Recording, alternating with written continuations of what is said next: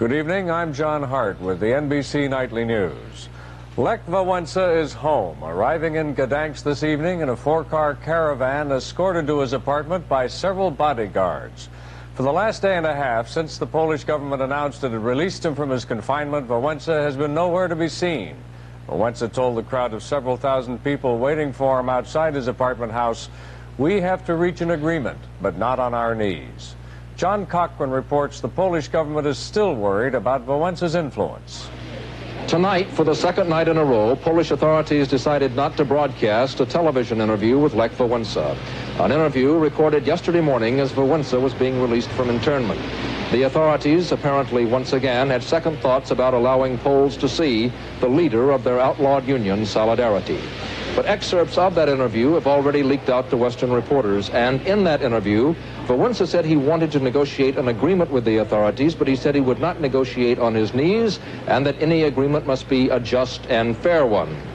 The authorities apparently do not want Poles to get the impression that Wałęsa has the authority to negotiate for anyone except himself. Privately, Polish officials have told NBC News they prefer to negotiate with the primate of the Polish Church, Archbishop Glemp. Wałęsa's future role, according to Polish officials, will be decided largely by his behavior and by what he says to Western reporters. In Gdansk today, the crowds continued to grow outside Lech Wałęsa's apartment. About 1,500 people came for a welcome home party. Wałęsa's Volkswagen van was garlanded with flowers and signs, one of which read, "Welcome back to freedom." Only one thing was missing, Lech Wałęsa. His wife, Danuta, waited in their apartment, but the hours passed with no word. Wałęsa's children waited too. The Wałęsas left their apartment for the first time in 2 days on their way to Sunday Mass. Mrs. Wałęsa got a taste of what awaits her husband in the days ahead whenever he appears in public. Throughout the long months of martial law, Polish authorities have tried to persuade Poles and foreign journalists that Lech Wałęsa is no longer a figure of importance. But so far, the campaign to belittle Wałęsa has been a flop. The only pictures of Wałęsa to reach the West this weekend were taken yesterday, shortly before he was released. Tonight, Wałęsa finally arrived home to a tumultuous welcome. The crowd sang solidarity songs, the national anthem, and the Polish version of "For He's a Jolly Good Fellow." Wałęsa told his supporters he will never stray from the path he took back in August of 1980, the month of Solidarity's birth. Wałęsa said he will work for victory, but that, he said, does not mean defeating others, an apparent reference to the Communist Party. Victory, Wałęsa said, means accomplishing something for all Poles. Then Wałęsa told the crowd to go home. "We should get some rest," he said. "We will need it in the days ahead." John Cochran, NBC News, Warsaw. Secretary of State Schultz was the first foreign representative to arrive in Moscow today for the funeral tomorrow of President Brezhnev. Speaking personally, he said he'd had a number of long conversations with Brezhnev, and so he expressed his own condolences to the family and the Soviet people. More than 40 countries are sending dignitaries to the funeral, the largest group of foreign leaders ever to be seen in Moscow. Vice President Bush arriving this evening. Gene Randall reports. Vice President Bush tonight went straight from the airport in Moscow to pay his respects to Leonid Brezhnev. With him, Secretary of State George Shultz, who arrived in the Soviet capital this morning, and American Ambassador Arthur Hartman. After spending a moment in front of the casket, Bush broke with the plan for a quick exit by going over to Brezhnev's widow, Victoria, to offer his condolences. Soviets inside the room appeared genuinely touched. On Yuri Andropov, the new Communist Party secretary, Schultz said he has never met him and could not predict the course of Soviet-American relations with Andropov in charge. If constructive behavior emerges on the part of the Soviet Union, the United States is prepared to respond and prepared for a more constructive relationship than we've had in past years. Another question this weekend is the importance of Andropov's claim that peace depends on Soviet military might, the kind of brute force displayed on Soviet television this morning on a program called I Serve the Soviet Union. It is generally felt that Andropov's selection as Leonid Brezhnev's successor depended at least partly on military support, and that last week's tough rhetoric was designed primarily for the generals and may not reflect Andropov's future approach to the West. There is a chance Vice President Bush and Secretary of State Shultz will get a reading on all this while they're here in Moscow for the funeral. Secretary Shultz said today if the two get a chance to meet people, as he put it, in Soviet leadership, they would very much like to do that. Gene Randall, NBC News, Moscow. The representative from China, Foreign Minister Wang Hua, was grouped with the friendly communist delegations in a report on Moscow television today. Huang had said on leaving for Moscow that the Chinese people sincerely wished for a genuine improvement in relations between the two countries, the most conciliatory statement from China in 20 years. There was a line 2 miles long today at the Hall of Unions, where Brezhnev's body lies in state. James Compton in Moscow. On this final day of mourning, a seemingly unending line of buses rumbled into Moscow. With officials of most of the communist world assembling here, this was the last chance for ordinary Soviet citizens to pay respects to Leonid Brezhnev. This is a city dedicated to the mourning and burial of Brezhnev. Everything else must wait. Entering central Moscow became near impossible. All those who joined the 2-mile line to visit the body lying in state were from official delegations, from factories and other places of work. No one could drop in on this event. For 13 hours, the vigil continued. 2.5 hours it took to spend a few seconds with Brezhnev. Police hurried them past at 100 a minute. The honor guards changed every 3 minutes. This was an event no member of the communist elite could afford to miss. Thousands will view the casket, but there are millions more for whom the long weekend will be a holiday. These 10-year-old boys attended a memorial service in their school conducted by a communist youth organization. Tomorrow, they said, we'll take it easy. This is a funeral no one here can ignore. Moscow is gripped in a moment of historic transition, the first stage of which will end tomorrow at noon when Leonid Brezhnev is buried. James Compton, NBC News, Moscow. The funeral will be seen on NBC as it happens early tomorrow morning at 4 a.m. Eastern Time. And tomorrow night, there will be a special report at 11:30 Eastern Time on NBC. 2 airplanes, one Soviet, one American, both high-flying command and control planes, strikingly similar, says a report from the U.S. Senate out tonight. Evidence, says the report, of American technology applied to Soviet arms. Stolen technology, which the report says has allowed the Kremlin to make giant strides at minimum risk. A KGB defector told Time magazine the KGB advised the Kremlin not to turn Afghanistan into a Soviet satellite, but that President Brezhnev went ahead anyway, installing Babrak Karmal as president of Afghanistan. The defector said Karmal is a longtime KGB agent himself. The defector quoted one of his superiors, a KGB general, as calling Afghanistan a war they cannot win and cannot abandon, our Vietnam.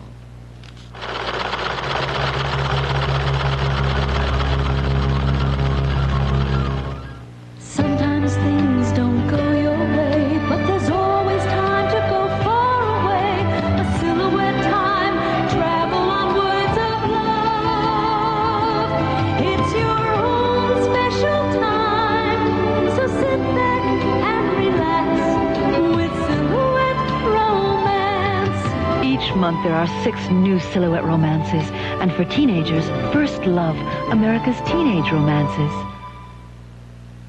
You can't let a simple headache interfere with the joy of life, get in the way of your day.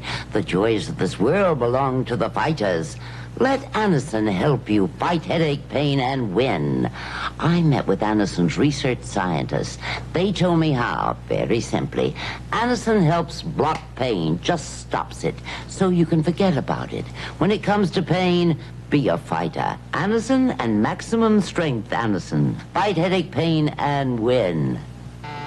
Hello. I like this Remington microscreen rechargeable shaver so much, I bought the company. It shaves as close as a blade, or I'll give you your money back. The first microscreen is so thin it shaves incredibly close. The second even closer. And Remington's American-made. It costs less. Norelco's imported. It costs much more. The Remington microscreen rechargeable shaver shaves as close as the blade or your money back. And the Lady Remington, the perfect gift, also with a money-back guarantee. Korean champion Duck Koo Kim is being kept alive tonight by a breathing machine. His brain shows no life. The result of last night's fight with Ray Mancini for the World Boxing Association's lightweight title. Here's Dennis Murphy in Las Vegas. The fight was almost evenly scored when Ray Mancini knocked out his South Korean opponent with a flurry of punches in the 14th round. Duck Koo Kim went sprawling to the canvas.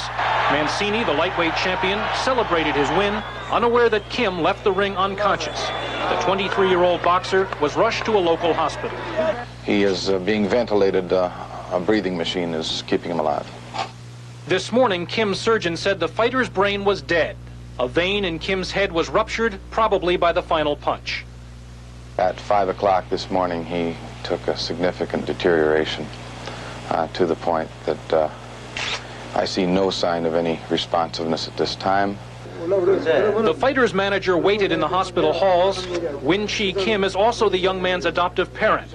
The boxer was abandoned by his father. His mother is dead. Mancini was shaken by the tragic turn to the fight. He attended a special mass this morning, said at the Tropicana Hotel by his chaplain. Later, he talked about the experience. Right now, I'm kind of numb by the whole thing. I don't know. It's going to take a while, you know, with some talk with my priest and, you know, my family to help me get through this. The promoter of the fight thinks headgear should be required now for professional boxers. Hey, if that's the price you got to pay not to endanger lives, then you pay the price. And if you don't want to pay the price, then you abolish the sport. This was Kim's first fight outside of Asia. He was paid $20,000 for the night. Dennis Murphy, NBC News, Las Vegas. Bill Lenore, the astronaut who got sick floating around inside the space shuttle, is better now and is supposed to float outside the shuttle tomorrow. Roy Neal in Houston. In last night's television from space, Bill Lenore stayed in the background, apparently showing the effects of the space sickness that caused NASA to postpone his spacewalk. But today, after showing us the Caribbean, the astronauts turned the cameras on themselves, and Lenore was his usual lively self, walking on the ceiling with bare feet while the others had lunch. He even posed with a cartoon of Garfield the cat, drawn by his daughter. In Mission Control, one of the student experimenters, Scott Thomas, in the center of this picture, watched avidly as Joe Allen fired up his experiment to study fluids in weightlessness. This is an experiment that was suggested by Scott Thomas, and I'm pleased that Scott's with you right there. Last night in Mission Control, a small fire caused a power failure that knocked out the visual displays. It frightened the controllers, but did not influence the astronauts. They were asleep at the time, as they are tonight. They went to sleep early. They'll get up a little after midnight Eastern time, ready to make the spacewalk in the morning. That's the last major event on the schedule before they come back to Earth on Tuesday. Roy Neal, NBC News in Houston. Two Soviet cosmonauts in orbit for more than half a year set a record today for time and space. Cosmonauts Anatoly Berezovoy and Valentin Lebedev made a television broadcast to celebrate. 186 days. Some kind of record, too, for compatibility.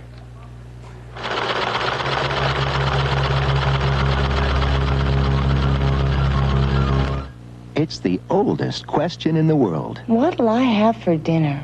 Well, Stouffer's has more than 40 different answers. 9 chicken dishes, 13 beef, 8 Italian dishes.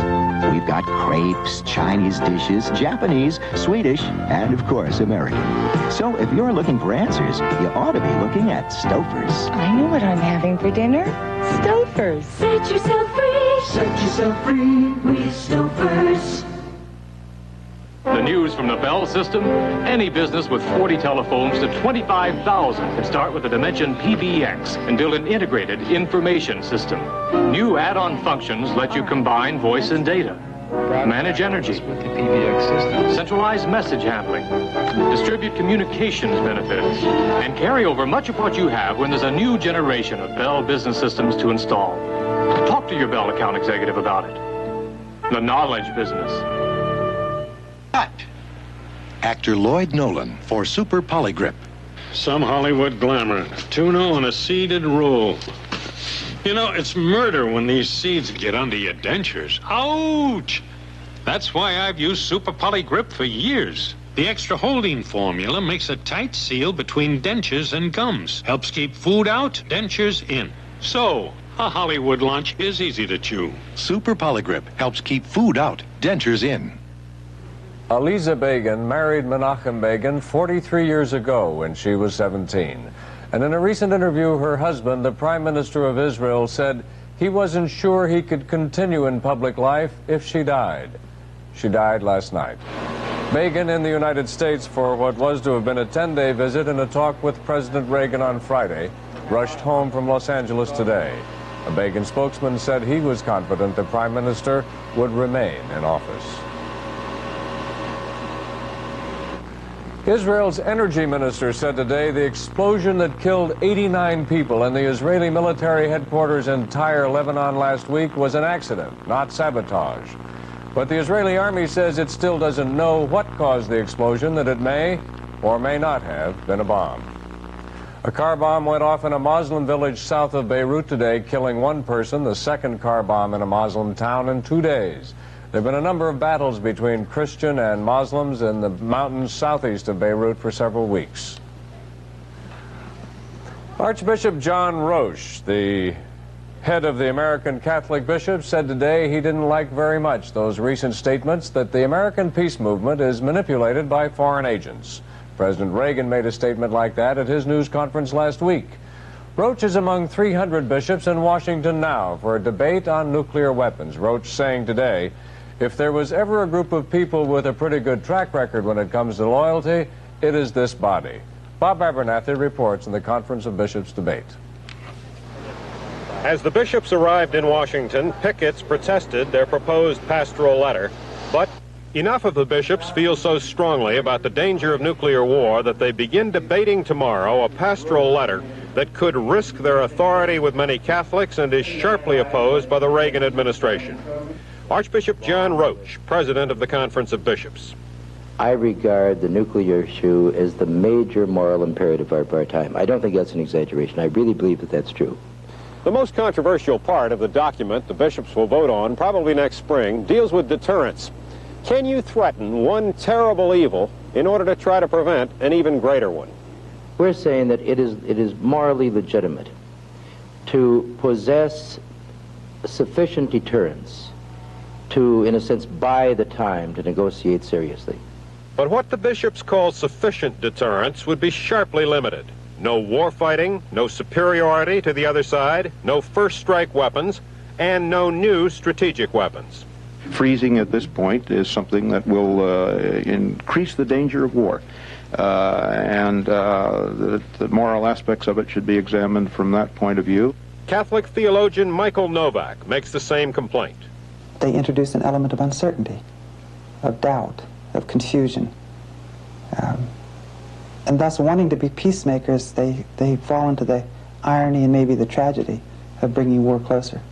I would deny that. If we're going to enter into serious negotiation, then we're going to have to be willing to run some risks. We're running terrible risks right now. Are the bishops competent to try to teach in an area as complex as nuclear strategy? If we didn't, I am convinced that we would be denying our own responsibility before God. I am totally convinced of that. Bob Abernathy, NBC News, Washington.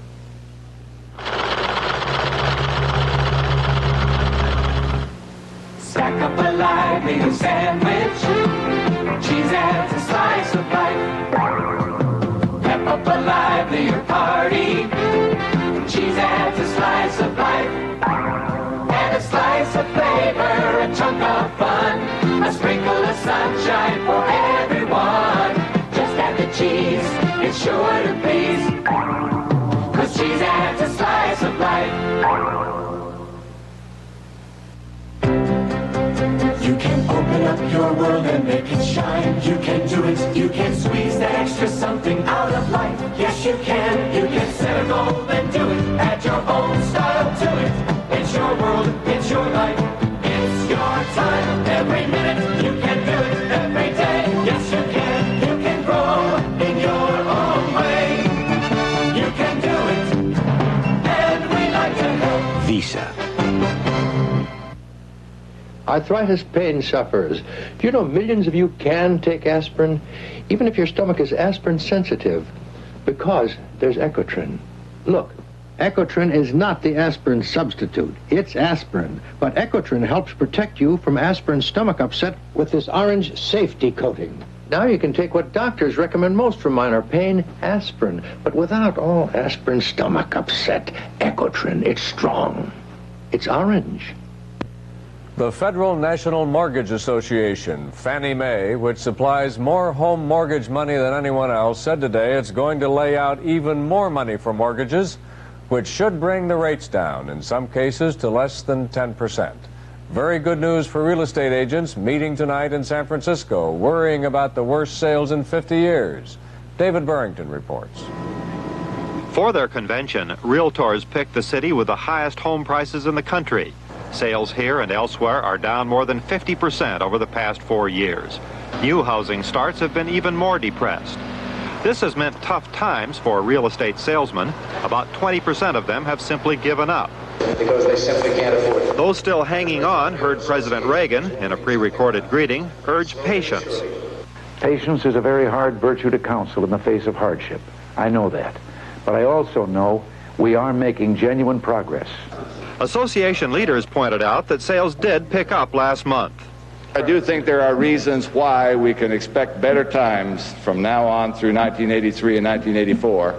One sign of better times is increased attendance, up 40% over last year. Most agreed things are looking up. People see the interest rates coming down a little bit. At least they think that maybe the recession's bottoming out. There has been a substantial improvement in the real estate activity in my town. Yes, we can hang on for another year if we have to. Realtors agree this gradual recovery they see is fragile. It hinges on a continued decline in interest rates, and there's no guarantee of that. David Burrington, NBC News, San Francisco. Evanston, Illinois, home of Northwestern University, is talking about making students pay city taxes, something that, as Mary Nissenson reports, students have never had to do before. Northwestern University students pay $8,000 a year for tuition. If the tuition tax goes through, they'll also pay $120 a year to the city of Evanston. It would be the first tuition tax in U.S. history. Other universities worry it's the beginning of a trend. Northwestern students are angry. It's a quick and easy fix. There are a lot of cities in the country that are in much worse financial straits than Evanston, and they're seeking more creative solutions. Northwestern is exempt from all property taxes, but it is also Evanston's largest employer. 2223. The university says students pay for city services through the sales tax, that a tuition tax will force students to spend less in local stores and worsen community-university relations. We will use all reasonable and legal means necessary in order to prohibit this from taking place. But the cost of public services is increasing. The alderman who proposed the tax says there's no alternative. We have raised taxes, we've raised fees, we've raised fines at the library just to take our books. We wouldn't be turning to this if we felt we had some other sources. The Evanston City Council will vote Monday whether to draft a tax proposal. But even if that tax is passed, given the likelihood of a legal challenge, it could be several years before it's actually imposed. It's a battle other universities are anxiously watching. Mary Nissenson, NBC News, Evanston, Illinois.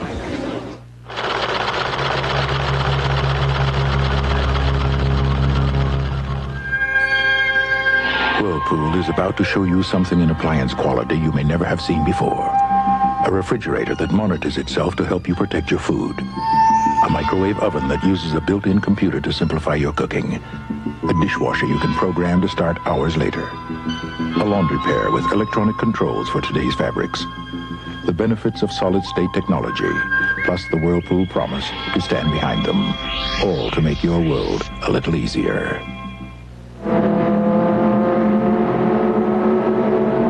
a lot of weekend driving in pretty heavy traffic, and everything's riding on my Goodyears. These racing tires give me the kind of handling I need. And during the week, I count on Goodyear Street Radio, because on the track or off, I feel better with the blimp behind me. Get the blimp behind you. Come up to Goodyear. You don't have to be a hotshot driver to have a big following. Roger Staubach for Rolaids. How do you spell relief? I spell relief R-O-L-A-I-D-S. You're at the fire station, you eat in a hurry, and you eat a lot, and you want to make sure you get your share. For acid indigestion, R-O-L-A-I-D-S. Rolaids really does spell relief. Like a sponge, Rolaids antacid medicine consumes 100% of the acid required to give millions 100% relief. I spell it R-O-L-A-I-D-S. For millions of Americans, Rolaids spells 100% relief. I'm Brian Gumbel. Monday morning on Today, live from Moscow, the funeral of Leonid Brezhnev. Also an exclusive interview with West German Chancellor Helmut Kohl. That's Monday on Today. In Florida, there is a state law which says Florida students must be taught the evils of communism. Now there's a move to get rid of that law, and it's becoming a row. Robin Lloyd reports. Communism, they can attack anytime. I don't think communism is good. Socialism is good. For 20 years, Miami students have been taught the evils and dangers of communism and how to fight it. State law requires this hardline approach. But now some educators are saying this isn't teaching, it's propaganda, and they want the law abolished. Well, it suggests to me that the writers of this bill did not believe in democracy as much as they say, if they felt that we needed to indoctrinate our children in order to make them be good Americans. But the chairman of the school board, Paul Cejas, an anti-Castro Cuban exile, says he will block any attempt to change the law. He says he wants his children and others to know the truth about communism. I think that the kids need to know the realities of communism and the evil and how bad it is versus how pretty it may look in paper. At the center of this debate are the questions of what is communism and how should we teach it? Are the old Cold War definitions still valid? Clearly, the authors of the textbooks used in this course felt they had the answer. This book, The Masks of Communism, written more than 15 years ago, says, quote, "The communists are out to get the United States. Here we have an enemy, communism, plotting our destruction, sworn to that goal." Some teachers admit that the language may be a little harsh. It is rather strong, and to some of the students it's a bit contradictory. It's something we just have to discuss from day to day. The Dade County School Board is sharply divided on this issue. It will vote this coming week on whether or not to ask the state legislature to repeal the law. In the meantime, students continue to be taught what Florida state law calls the evils of communism. And I think that if we're supposed to fight communism, we have to know what is bad about it to be able to understand when they're making a move and know how to fight with it and deal with it and overcome it. Robin Lloyd, NBC News, Miami. And that's all for this evening. Roger Mudd and Tom Brokaw will be here tomorrow night. I'm John Hart. Good night.